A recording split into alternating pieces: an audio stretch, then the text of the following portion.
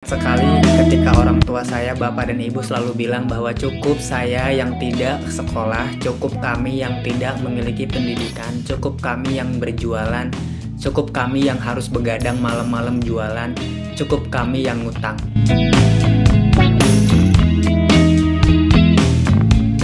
Assalamualaikum warahmatullahi wabarakatuh. Halo, Sobat Buka Mata Indonesia. Senang sekali saya Togar Harahap kembali menyapa Anda dalam Ruang Inspirasi, sebuah podcast yang menceritakan tentang perjuangan, tentang kisah nyata, tentang semangat juang, dan nilai-nilai gotong royong koperasi untuk membangkitkan harapan. Hari ini kita berbicara tentang kisah luar biasa, tentang perjuangan dan pendidikan dari sebuah warung nasi goreng di Cibaliung di daerah barat Banten, bagaimana seorang ibu, seorang keluarga membangun harapan untuk pendidikan anak-anaknya, dan salah satu anak ini tidak lagi di Cibaliung tapi di Harvard University. Sosok kita ini adalah sosok muda yang berhasil mengangkat nama daerah, berhasil mengangkat nama keluarganya. Ia adalah Muhammad Yani, putra dari anggota Kopsa BMI cabang Cibaliung yang baru 6 bulan diterima di S2 Harvard Graduate School of Education jurusan Human Development and Education. Langsung saja kita sambut. Assalamualaikum Kang Yani. Waalaikumsalam, Mas Anas. Togar itu. Oh, Mas Togar. Waalaikumsalam, Mas Togar. Sorry, namanya Anas. Iya, iya. Bagaimana kabarnya di sana? Alhamdulillah sehat, alhamdulillah semuanya baik-baik saja.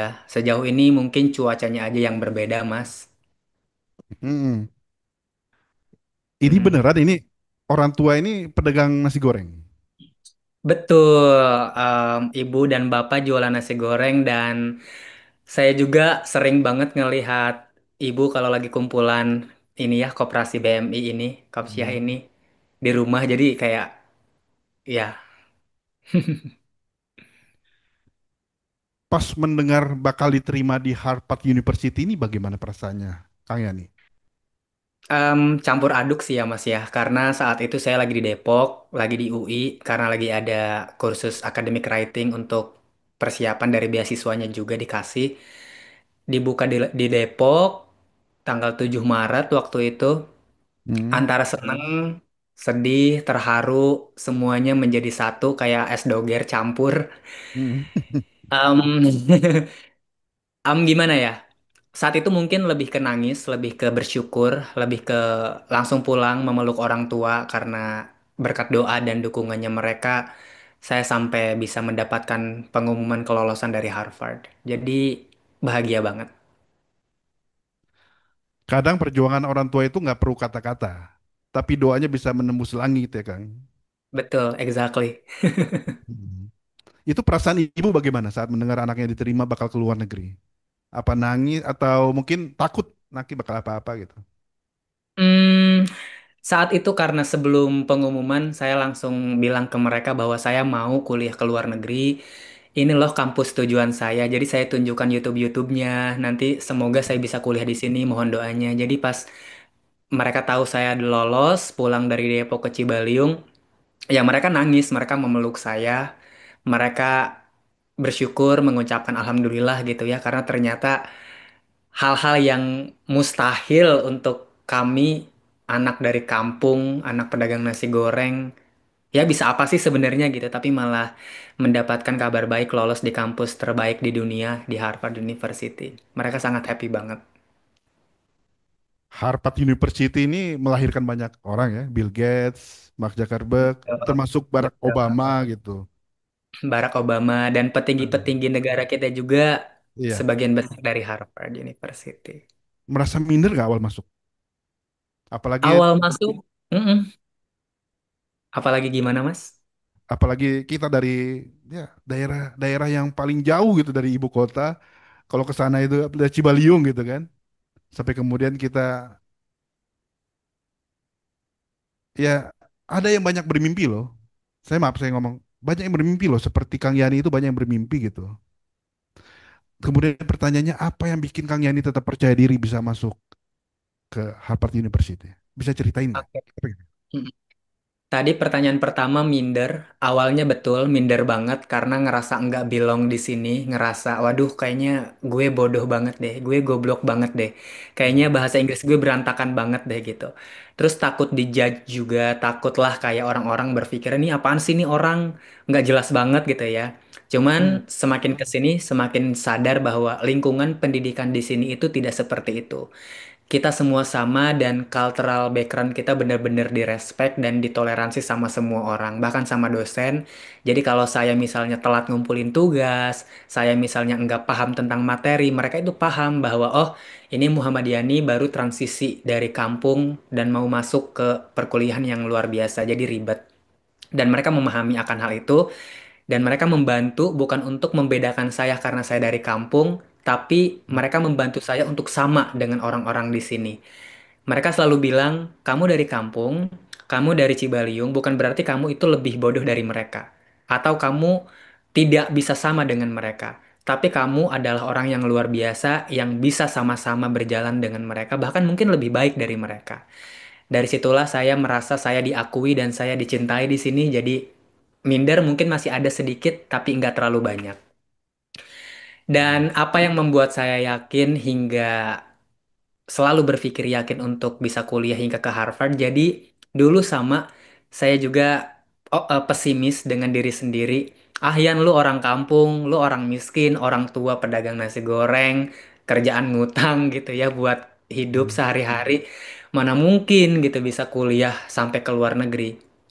Cuman saat itu karena aku pribadi ngerasa dengan pendidikan adalah jalan satu-satunya bagi keluarga kami untuk bisa merdeka dan bisa mencari arti dan arah hidup, maka saya coba tuh googling, ada nggak ya orang-orang miskin, orang-orang dari kampung, orang-orang yang nggak punya apa-apa tapi bisa kuliah hingga ke luar negeri, hingga menjadi orang sukses.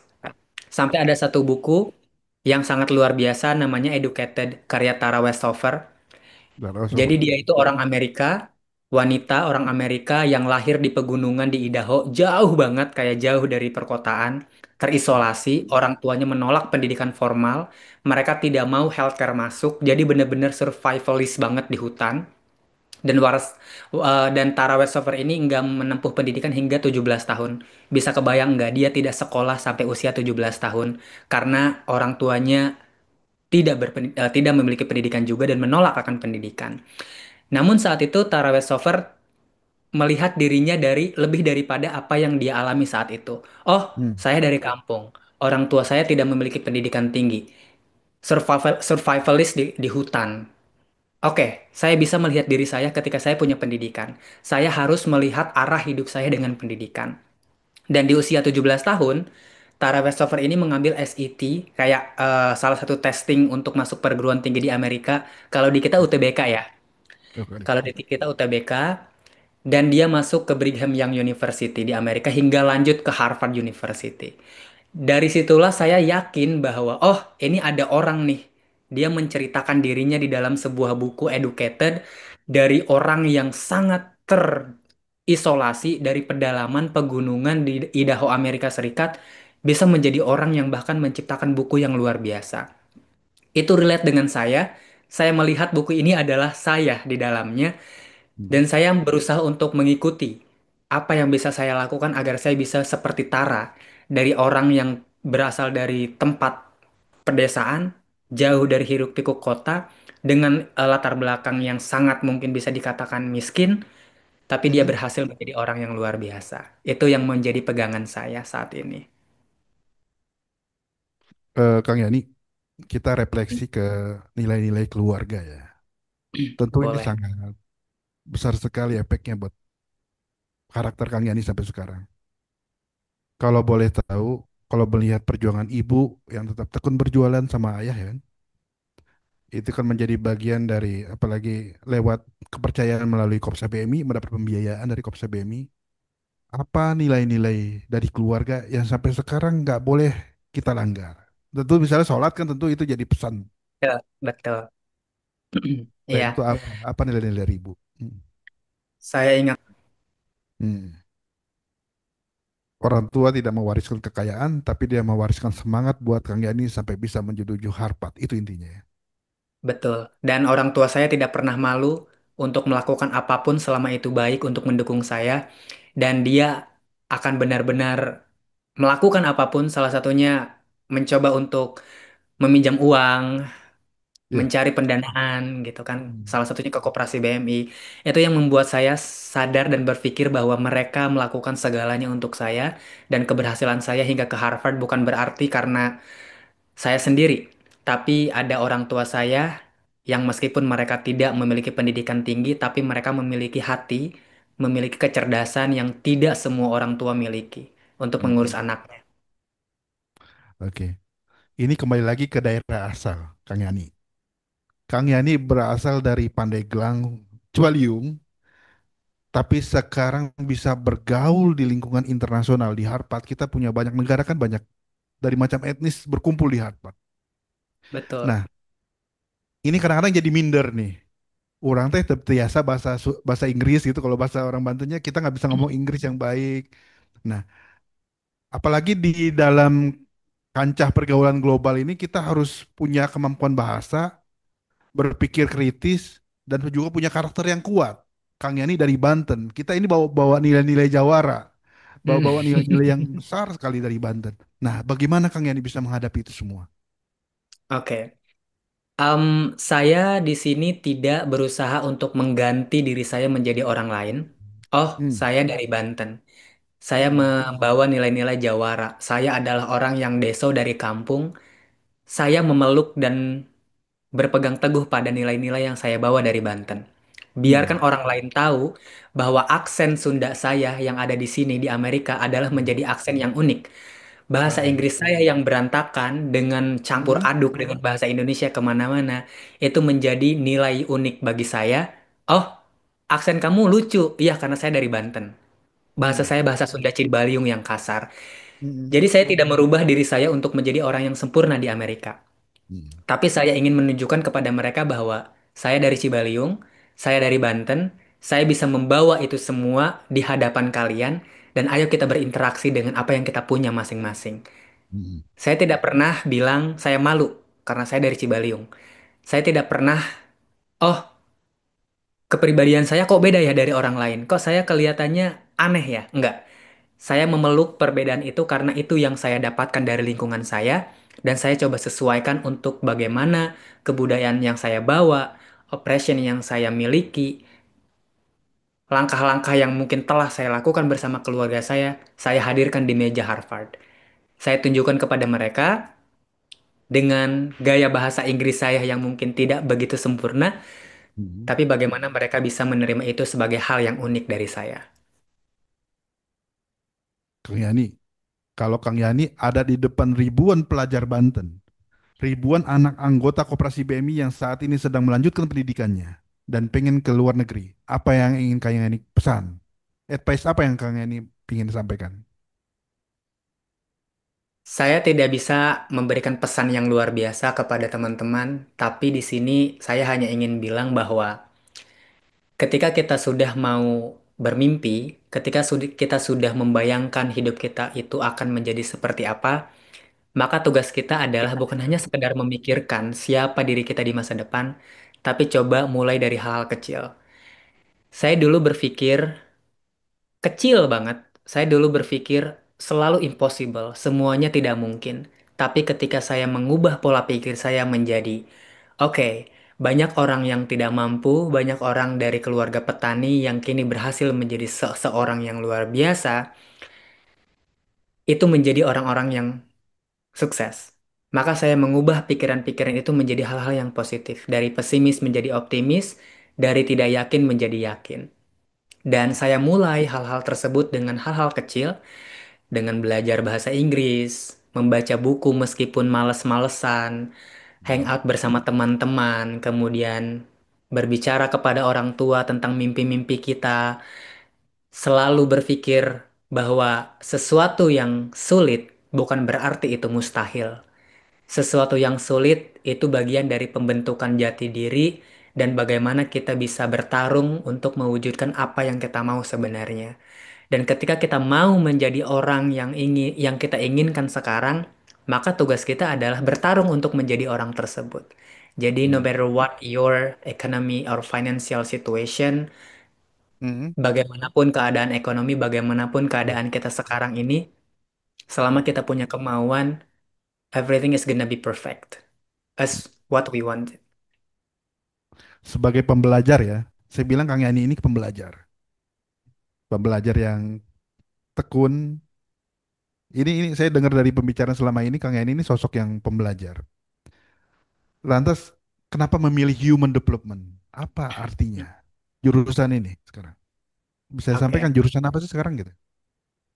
Jurusan yang saya ambil sekarang adalah Human Development and Education. Approach-nya lebih ke Hmm. psychological intervention, yang dimana kami mempelajari banyak hal, salah satunya tentang ekologi pengembangan manusia. Jadi, Hmm. banyak sekali kursus-kursus yang saya ambil, dan salah satunya adalah HDEPCE, Human Development in Practical gitu ya, Situation. Jadi, bagaimana manusia ini bertumbuh dan berkembang sejak dia dalam rahim. Bagaimana dia bisa berbicara sejak bayi, bagaimana dia bisa merasakan sense of parent, bagaimana dia bisa merasakan ada ayah dan ibu di sisinya, dan bagaimana dia bisa tumbuh dari family support. Bagaimana dia bisa berbicara, bagaimana dia bisa kritis, hanya dimulai ketika dia diasuh oleh ibunya dengan baik. Jadi Hmm. itu yang saya pelajari sekarang, dan Human Development and Education secara keseluruhan yang saya ambil ini praktikalnya adalah counseling. Jadi saya juga belajar bagaimana konseling teknik, bagaimana saya mengobati diri saya sendiri, karena saya juga Hmm. masih merasakan kekhawatiran dan juga anxiety yang dalam. Dan juga Hmm. saya belajar bagaimana saya mengobati orang lain yang memiliki hal yang sama. Mungkin overthinking, perasaan tidak bernilai, perasaan yang tidak mampu gitu ya. Dengan intervensi-intervensi, bagaimana kita memberikan kesadaran self-awareness kepada orang-orang klien kita. Jadi, saya mempelajari teknik-teknik counseling yang lumayan kompleks secara psikolog dan juga tekniknya. Dan saya belajar Human Development and Education ini karena yang pertama saya sadar bahwa saya berasal dari kampung. Saya berasal dari jajaran keluarga yang tidak memiliki pendidikan tinggi. Bahkan orang tua saya tidak pernah sekolah, bapak saya tidak pernah sekolah sama sekali. Ibu saya lulusan SD, kakak saya putus sekolah, kakak saya yang kedua juga putus kuliah di semester 4. Hmm. Hanya saya satu-satunya di keluarga saya yang mendapatkan gelar sarjana, dan hanya saya satu-satunya yang mendapatkan master di luar negeri di daerah Cibaliung. Wow. Ini artinya, apa yang sebenarnya membuat saya bangun? Apa yang membuat sebenarnya saya ini berkembang? Ada sains apa yang membuat saya beda dari orang lain di Cibaliung? Kenapa Hmm. hanya saya yang bisa kuliah ke luar negeri? Dari sekian banyak anak muda di Cibaliung, saya juga anak petani. Bahkan Hmm. saya pernah tidur di emperan selama 10 hari. Tapi apa yang membedakan saya hingga saya mau berpikir? Apa yang membuat saya mau belajar? Dan dari Hmm. keresahan itulah saya ingin mempelajari human development. Apa yang Hmm. membuat saya ingin belajar dan apa yang membuat saya ingin berpikir, serta apa yang bisa saya lakukan agar orang-orang di kampung-kampung, orang-orang yang tidak mampu juga mau untuk melakukan hal yang sama. Dan salah Hmm. satu intervensi yang ingin saya lakukan adalah dengan mempelajari itu di Harvard. Dan jurusan ini menurut saya jurusan yang paling tepat untuk saya pelajari. Dan jurusan yang tepat buat masyarakat Indonesia pada umumnya ya. Semoga, semoga ini menjadi jurusan yang strategis untuk bisa membantu membangun perlahan negara kita, khususnya bangsa Indonesia. Hmm. Kang Yani, Kang Yani percaya nggak jargon Indonesia Emas 2045? Percaya, Hmm. saya percaya. Meskipun banyak hal-hal yang perlu banyak diperbaiki, meskipun banyak orang-orang yang bilang Indonesia emas atau Indonesia cemas, itu adalah suatu dinamika kehidupan. Bagaimana kekhawatiran-kekhawatiran masyarakat, khususnya anak muda seperti kami, berpikir bahwa apakah Indonesia akan menempuh Indonesia emas di tahun 2045 atau malah akan menjadi Indonesia dengan kecemasan yang terus menerus gitu ya. Itu adalah Hmm. dinamika kehidupan. Hmm. Di balik educational system yang mungkin masih perlu diperbaiki, perlu ditingkatkan, healthcare yang perlu diperhatikan, bagaimana konseling-konseling di sekolah yang perlu terus ditingkatkan. Hmm. Saya selalu yakin bahwa Indonesia emas itu akan kita alami. Dengan catatan, bagaimana anak mudanya selalu berpikir optimis. Bagaimana anak mudanya itu tidak hanya sekedar komplain, tidak hanya Hmm. sekedar komplain tentang permasalahan yang ada, tapi Hmm. bagaimana anak muda ini mencari solusi yang bisa setidaknya membantu dirinya untuk keluar dari circle itu. Jadi, Exact. saya membaca satu jurnal Hmm. yang dimana ada banyak circle, dan saya anggap saya di circle Cibaliung. Hmm. Di mana anak-anak muda di kami itu seringkali komplain permasalahan. Kenapa Cibaliung ini selalu terbelakang? Kenapa Hmm. Cibaliung ini lama sekali pembangunannya? Kemana para aparat pemerintahan? Kemana para pemangku kebijakan? Hmm. Which is itu adalah suatu komplain yang baik karena kita menjaga kedaulatan negara. Hmm. Namun, di sisi lain, selain saya komplain tentang keterbelakangan Cibaliung yang lama sekali kebangun, perhatian pemerintah yang kurang di sana, saya mencoba mencari solusi untuk memutus rantai di mana Cibaliung selalu tertinggal, anak-anaknya berhenti sampai SMA. Saya tidak mau menjadi orang yang hanya sekedar komplain, tapi saya melakukan circle yang sama, putus di SMA. Akhirnya, Hmm. saya komplain, saya mempertanyakan, saya membahas sebuah masalah kenapa Cibaliung tidak bangun-bangun, kenapa pemerintah lama membangun desa kami. Tapi saya juga berpikir, gimana caranya saya bisa untuk menumbuhkan diri saya menjadi orang yang bisa berguna di sini. Karena ketika saya tahu masalahnya apa, saya harus berpikir, apa yang bisa saya lakukan untuk membantu diri saya keluar dari zona ini, apa yang bisa saya lakukan untuk membantu keluarga, dan tentunya apa yang saya bisa lakukan untuk masyarakat. Karena saya tahu ketika saya nunggu pemerintah, saya nunggu stakeholder lama. Dan Hmm. satu-satunya cara yang bisa saya lakukan adalah dengan membangun, dengan memupuk, dengan memberikan diri saya pendidikan. Ya, Jadi saya pendidikan berusaha adalah. untuk memutus circle kemiskinan, circle pengangguran, circle Hmm. low level education. Ya. Jadi saya ingin keluar dari situ, saya membangun diri saya sendiri dulu. Seperti itu. Ya. Jadi pendidikan adalah jalan keluar, keluar dari anxiety permasalahan kita semua. Ya. Salah satunya, meskipun tidak Ya. semua permasalahan selesai ketika kita dapat pendidikan. Iya. Karena begini Mas Yani, Koperasi BMI kan punya konsep syariah namanya modal BMI syariah itu untuk Hmm. meningkatkan kesejahteraan anggotanya termasuk Ibu Kang Yani lewat 5 pilar, yakni ekonomi, pendidikan, kesehatan sosial dan spiritual. Ini 5 pilar yang kami bangun. Hmm. Dari pengalaman Mas Yani dan keluarga, pilar mana yang paling merasa memberikan dampak bahwa BMI ini ada loh di kehidupan Kang Yani ini bilang yang mana? Pilar pendidikan tentunya ya. Semuanya. Semuanya. Semuanya saya merasakan ketika orang tua saya mau buka usaha nasi goreng, Iya, eh, beliau meminjam di BMI, iya, Koperasi BMI untuk iya, modal. Yang iya. dimana sebelum saya kuliah, Hmm. saya dapat uang dari sana, dari Iya, perputaran ekonomi nasi goreng.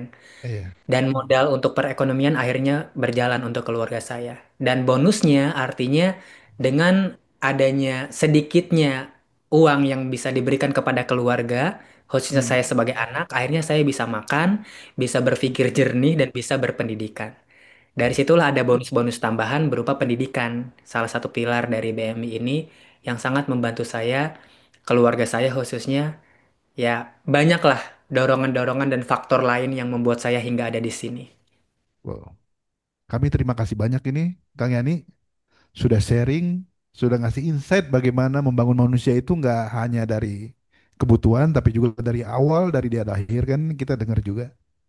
Kita juga Mm-mm. terima kasih ini insight-nya terhadap keluarga-keluarga anggota, bagaimana dengan apa nama, dengan seperti sosok Ibu Rokayah bisa dan suami ya, dengan Bapak bisa melahirkan sosok seperti Kang Yani, bisa membuat Kang Yani bisa menjadi ke Harvard. Ini sesuatu yang luar biasa.